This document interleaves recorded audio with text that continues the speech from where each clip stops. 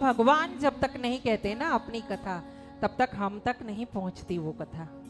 हाँ, किसी की हैसियत नहीं है, कोई ऐसा इंसान नहीं है, कोई ऐसे मुनि नहीं है, कोई ऐसे देव नहीं है जो देवों के देव की कथा पूरी कह सके। सूत जी ने यही कहा है कि मैं तो लायक नहीं हूं, लेकिन जितना भी भगवान कृपा करेंगे भोले बाबा, उतनी कथा मैं आपको सुनाऊंगा।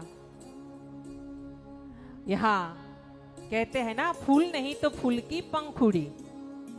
वैसे ही सूत जी महाराज तो बहुत ज्ञानी है, देव है, महादेव के प्रेमी है, लेकिन मैं तुच्छ हूं। यहाँ जो मैं बैठी हूं ना, मैं तुच्छ हूं।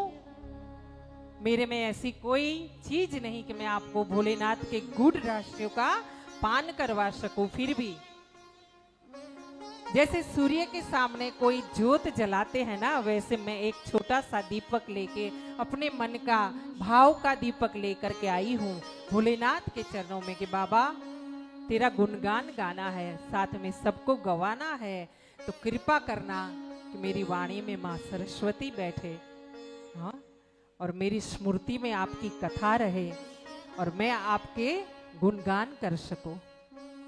यहाँ सूत जी महाराज ने कहा है, क्या 12 संहिता थी पहले और 1 लाख श्लोक थे।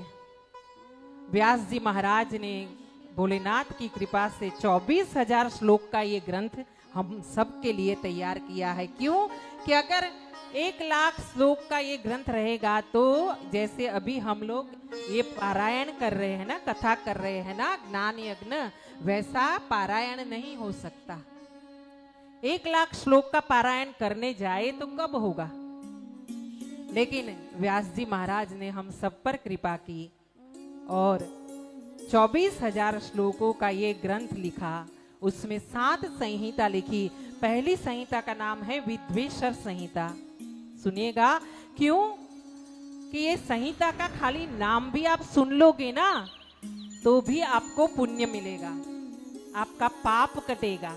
और हम नहीं कहते कि आप पापी हो, हम नहीं कहते, लेकिन हम ये जानते हैं कि जैसे मैं सुबह उठती हूँ, उठने के बाद मन से, वाचा से, कर्म से, शरीर से कुछ ना कुछ तो अयोग्य चीज होती है जिसे हम पाप कहते हैं। तो गलती से भी अगर गलती हो गई होगी ना, तो भोले बाबा के ये ग्रंथ के कुछ शब्द आपके कानों में होंगे ना, तो उससे आपका पाप और हमारा भी पाप धुलेगा।